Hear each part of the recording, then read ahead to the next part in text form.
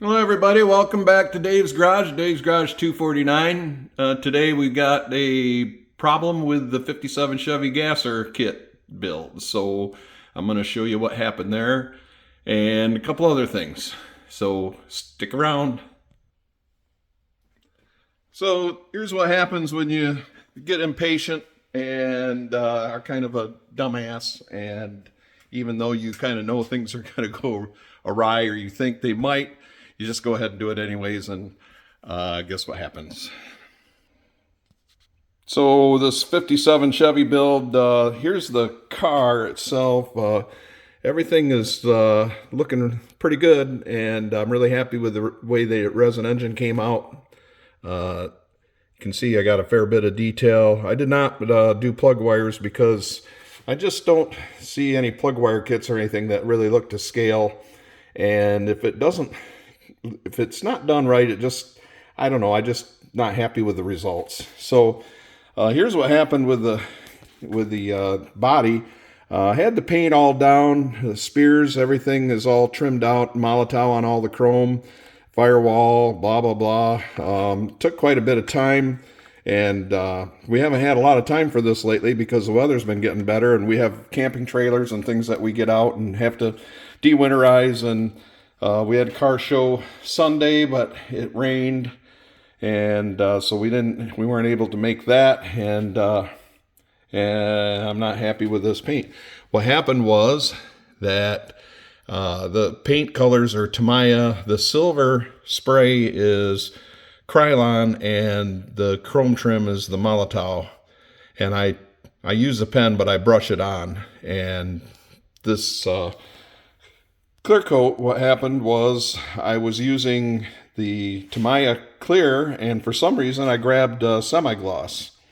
And I put it on, and it looked fine, but it was starting to bleed the chrome trim and the silver, so I wasn't happy about that, and I wasn't happy with the semi-gloss, and I knew things were going to start kind of going south. But anyways, I didn't have a can of clear Tamiya, and I'm not going to run to the hobby shop and spend $10 more. So I had some Rust-Oleum, and I used that, and it just lifted the paint and destroyed everything. So now we've got to strip and start over again, and I've got car shows and other things to do, lawn, grass, blah, blah, blah, blah, blah.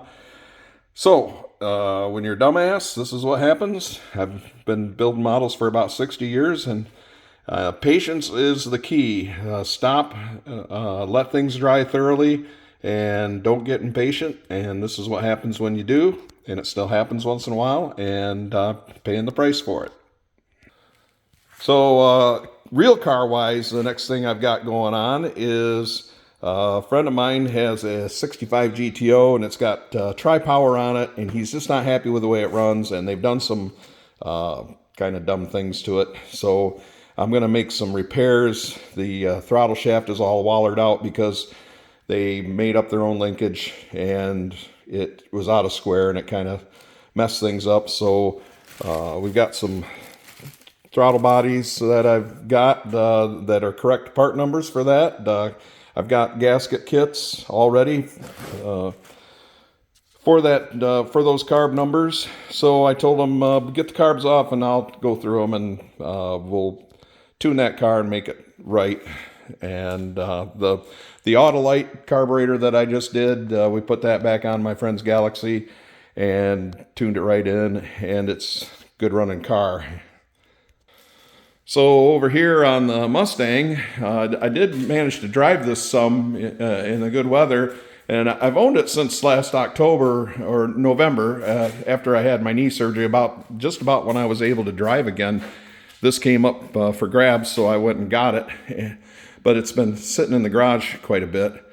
But I think that what's happened is that this may have gotten back to a Ford dealership, and they put the Ford tune back in it, because Ford's policy is when you bring a car in, they plug in OBD, and if it has an aftermarket tune, they take it out and put a stock tune back in it. So that may be what's happened here, because this thing has terrible throttle lag.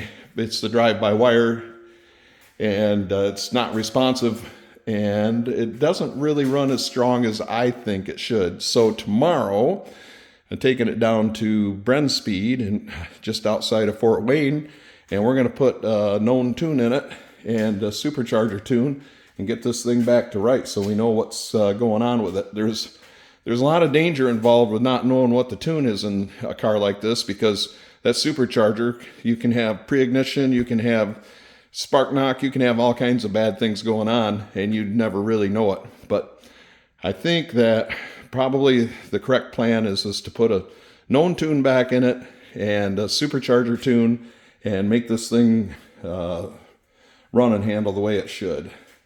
So that's what we're going to do tomorrow. And over here this afternoon, we're going to get out the Chevelle and take it to a cruise. Cruise in. We have a cruise in here in town every Wednesday night. And if my wife goes along with me, I'm going to have her hold the camera, and I'll show you how these things run. If not, which is probably if not, because she's not big on sitting at the cruises, then I'll have to figure out a way to mount a camera inside this car. I just haven't found anything that's going to work yet, and I may have to fabricate something. So anyways, so this comes out this afternoon, and we'll put some miles on it and play with it today. And I just noticed that the price of fuel just jumped like 60 cents a gallon in the past couple days. So on that. So anyways, that's all I got. Please like and subscribe. And appreciate all of my subscribers. Sorry it's been so long since another video. And the model building is going to start taking a back seat to the real stuff. So thanks for watching.